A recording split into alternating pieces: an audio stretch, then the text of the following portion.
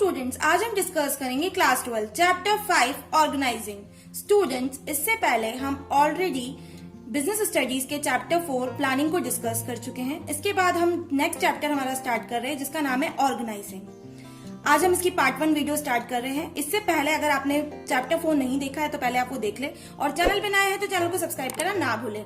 आइए स्टार्ट करते हैं ऑर्गेनाइजिंग। जैसे कि स्टूडेंट्स आप सब जानते हैं, जब हमने प्लानिंग कर ली किसी भी बिजनेस ऑर्गेनाइजेशन के लिए, जब प्लानिंग हो जाती है, मतलब आपने जब एक्टिविटीज को प्लान कर लिया, तो नेक्स्ट स्टेप आता है हमारा ऑर्गेनाइजिंग करना।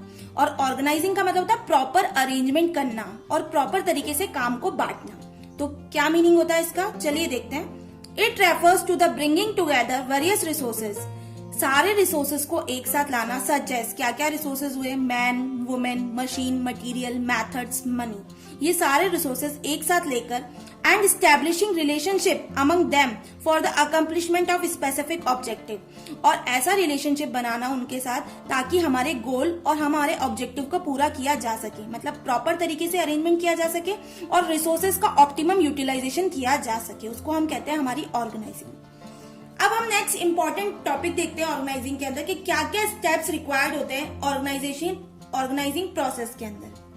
पहला स्टेप है identification and division of work. सबसे पहला मोस्ट इंपॉर्टेंट फैक्टर, मतलब मोस्ट इंपॉर्टेंट स्टेप बोलते हैं हम इसको। ऑर्गेनाइजिंग की शुरुआत किससे होती है? सबसे पहले आइडेंटिफाई करना होता है हमें और वर्क को बांटना। आइडेंटिफाई और वर्क को बांटने से हम सरल भाषा में क्या समझते हैं, हम जानते हैं कि कोई भी एक अकेला व्यक्ति सारे काम नहीं कर सकता। तो जो भी बिजनेस ऑर्गेनाइजेशन है, ऑर्गेनाइजेशन क्या करती है, वर्क का डिवीजन कर देती है अमंग डिफरेंट कैंडिडेट्स, और उस बेसिस पे काम जब डिवाइड हो जाता है तो वो प्रॉपर तरीके से अच्छे से हो सकता है। तो द टोटल एक्टिविटीज और work of the organisation is divided into major functional activities and in such functional activity is further subdivided into different jobs। अब हम जो भी टोटल एक्टिविटीज है, वर्क है ऑर्गेनाइजेशन का, उसको डिवाइड कर देते हैं फंक्शनल एक्टिविटीज के बेसिस पे, और उसको भी सब डिवाइडेड किया जाता है जॉब्स के बेसिस पे। Division of work is carried out to do all the work systematically and to facilitate specialisation in the organisation. और वर्क का डिवीजन होने से एक स्पेशलाइजेशन क्रिएट हो जाता है, वर्क बहुत सिस्टमैटिक मैनर में होता है और ऑर्गेनाइजेशन इसको फैसिलिटेट करता है। नेक्स्ट है क्रिएशन ऑफ डिपार्टमेंट्स। जब हमने आइडेंटिफिकेशन कर लिया, वर्क को डिवाइड कर दिया, इसके बाद हम क्या करते हैं, नेक्स्ट स्टेप है ऑर्गेनाइजिंग डिपार्टमेंट्स बनाना। तो various jobs created at the first stage are classified into specified categories. अब हमने जॉब्स को जो क्रिएट करी है उसको हम स्पेसिफाइड कैटेगरीज के अंदर बांटते हैं। फॉर एग्जांपल की बात करें, जैसे production department, purchasing department, marketing department, financing department, personal etcetera. इन सब बेसिस पे हम क्रिएशन करते हैं डिपार्टमेंट्स का और वर्क को डिवाइड करते हैं according to departmentalisation. There are several bases of grouping activities for the purpose of departmentation. These include functional basis, process basis, customer basis and geographical basis. अब जब हम काम को डिपार्टमेंट्स के बेसिस में बांटते हैं तो उसके अंदर हम अलग अलग फंक्शनल बेसिस पे बांटते हैं, कोई प्रोसेस बेसिस पे, कस्टमर के बेसिस पे और जोग्राफिकल वाइज। इस तरीके से हम वर्क का डिवीजन करते हैं। Choice of basis of departmentation would depend upon the nature, objective and size of the enterprise। और जब हम डिपार्टमेंटलाइजेशन करते हैं तो वो डिपेंड करता है उसका नेचर कैसा है, ऑब्जेक्टिव क्या है, गोल क्या है बिजनेस का, और साइज क्या है एंटरप्राइज की। ये सारे बेसिस है जो हम कैटेगराइज करते हैं।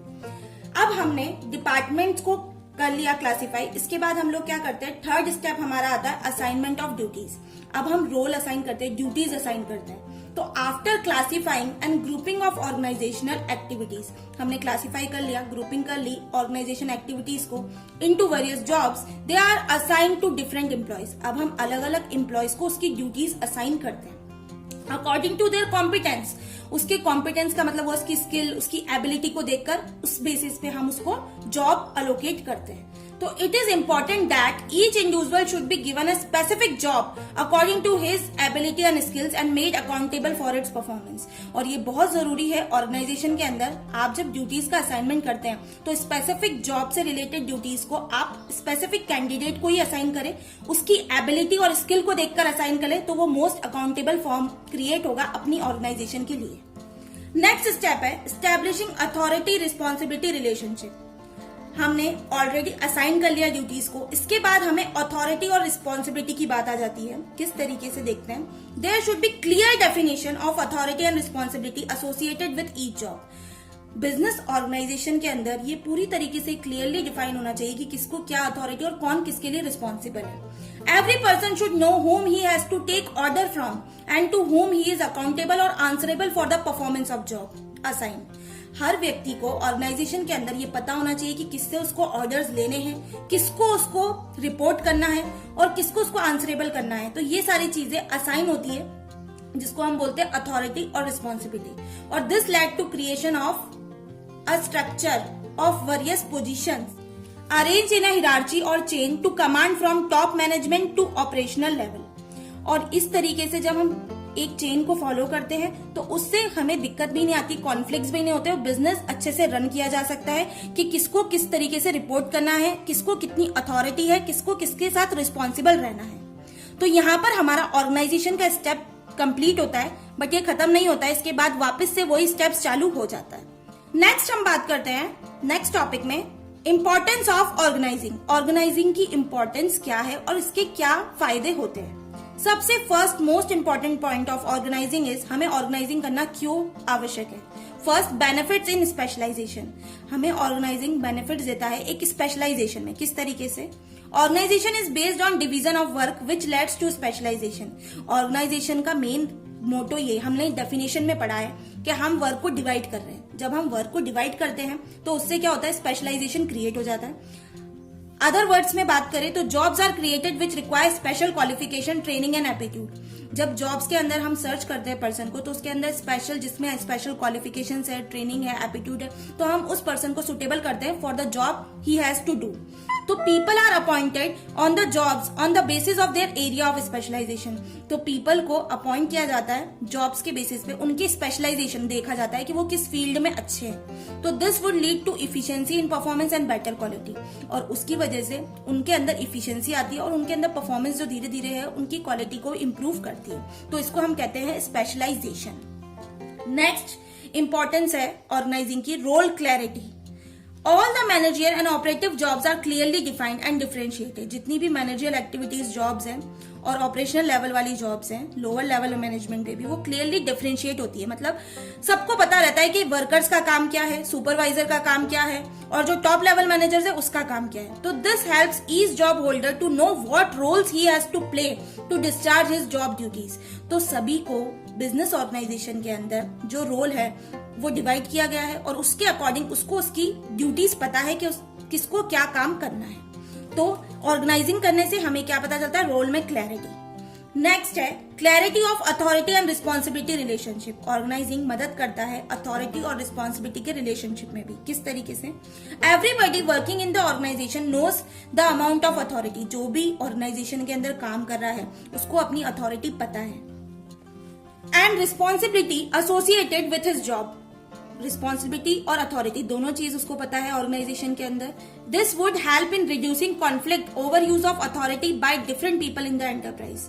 तो इससे क्या होगा, रिड्यूस करता है, कॉन्फ्लिक्ट्स नहीं होते ज्यादा से ज्यादा बिजनेस के अंदर और सबको पता है कि उसकी क्या रिस्पॉन्सिबिलिटी और अथॉरिटी क्या है। तो उससे अलग अलग लोगों के बीच में भी भेदभाव नहीं होता है। Next, optimum utilisation of resources. Optimum utilisation of resources बहुत इंपॉर्टेंट कैरेक्टरिस्टिक्स है और इंपॉर्टेंस रखता है ऑर्गेनाइजिंग के अंदर। This would help in avoiding duplication of efforts and overlapping of duties among various individuals. अगर हम ऑप्टिमम यूटिलाइजेशन करेंगे रिसोर्सेज का तो उससे क्या होगा, एक तो वर्क का जो ओवरलैप नहीं होगी, ड्यूटीज आपस में एक दूसरे से रिलेटेड, और डुप्लीकेशन ऑफ एफर्ट्स हमें देखने को नहीं मिलेगी।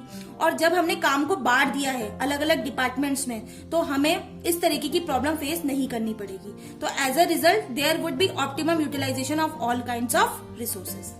नेक्स्ट पॉइंट है better coordination and communication. Organising किसमें हेल्प करता है, एक तो कोऑर्डिनेशन बनाने में और दूसरी कम्युनिकेशन में गैप नहीं आने में। तो it creates clear cut relationship between the departments. Clear cut relationship create करता है डिपार्टमेंट्स के बीच और help in laying down balance emphasis on various activities. और एक्टिविटीज जो कोऑर्डिनेट करके चलेंगे तो ऑलरेडी बैलेंस बनाने में मदद करता है। तो it also provides for the channel of communication for the coordination of the activities of different departments.